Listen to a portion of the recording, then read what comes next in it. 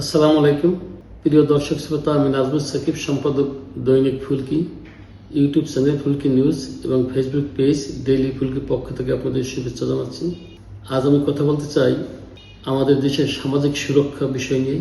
আমাদের মাননীয় প্রধানমন্ত্রী দেশ থেকে অনিয়ম, দুর্নীতি, ঘুষ, অনাচার দূর করার জন্য একটি সামাজিক সুরক্ষা সিস্টেম চালু করতে যাচ্ছেন। তিনি সেই উদ্যোগ নিয়েছেন এবং উদ্যোগের অংশ হিসাবে কিছু সিস্টেম উনি কথা বলেছেন। ত্রয়োদশ জাতীয় সংসদ নির্বাচনের আগেই তিনি ফ্যামিলি কার্ডের ঘোষণা দিয়েছিলেন।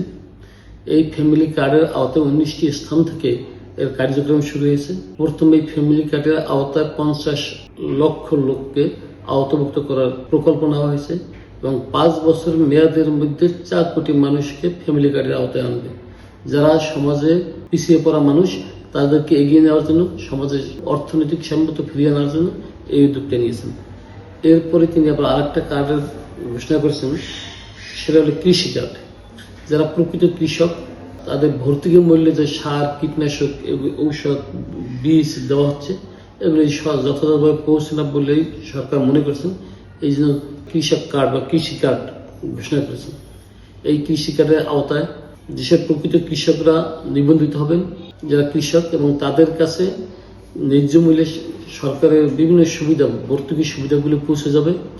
এতে মধ্যস্বত্বভোগী থাকবে না। এই মধ্যস্বত্বভোগীরাই আসলে যত ঝামেলা এবং যত মানুষকে সুবিধা বঞ্চিত করার একটা মাধ্যম বলে অনেকে মনে করেছেন এবং ধারণা করেছেন। এটা বাংলাদেশের প্রেক্ষিতে একটা বাস্তব। আজ 30শে মার্চ সরকার আরেকটি কার্ড ঘোষণা করলেন, সেটা হলো ক্রীড়া কার্ড। দেশের যারা ক্রীড়াবিদ, 129 জন ক্রীড়াবিদকে এই ক্রীড়া কার্ড দেওয়া হবে, যাদের পেশা ক্রীড়া, এবং 500 ক্রীড়াবিদদের মধ্যে আস্তে আস্তে এরা সম্প্রসারিত করা হবে। এরা 1 লাখ টাকা করে ভাতা পাবেন। প্রতি 4 মাস পর পর তাদের পারফরমেন্স মূল্যায়ন করা হবে। যে পারফরমেন্স মূল্যায়নে যে টিকবেন না, তিনি এই সুবিধা থেকে বঞ্চিত হবেন। এখন এইভাবে আস্তে আস্তে সামাজিক সুরক্ষা কার্ড চালু করতে চাচ্ছে এবং সরকার চাচ্ছে এই সামাজিক সুরক্ষা কার্ডগুলি চালু হলে বাংলাদেশে একটা শৃঙ্খলা ফিরে আসতে পারে, একটা পরিবর্তন ফিরে আসতে পারে। তিনি চাচ্ছেন অন সিটিজেন অন কার্ড ধরনের একটি বড় ডিজিটাল প্ল্যাটফর্ম তৈরি করতে। সেদিকে অনেকে এখন চিন্তা করছেন যে আসলে দেশের কারা বেশি মানুষকে বঞ্চিত করে, মানুষের সুবিধা থেকে বঞ্চিত করে।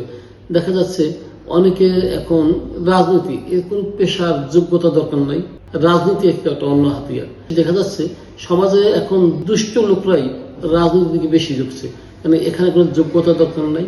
এখানে মানে কি স্লোগানের রাজনীতি করলেই হবে, এখানে নীতি আদর্শের কথা মুখে বলবে, কিন্তু কাজে ভিন্ন। এই প্রকৃত রাজনীতিবিদদের জন্য একটা কার্ড, রাজনৈতিক কার্ড চালু করা যায় কিনা, এইটা অনেকে ভেবে দেখতে বলছেন। আসলে দেশে অনেক অনিয়ম, অনাচার আসলে কমে যেত। কারণ একজন মাদক ব্যবসায়ী রাজনৈতিক স্লোগান দিয়ে বা কারো লেজুর ভিত্তি করে সে রাজনৈতিক নেতা হতে পারতো না।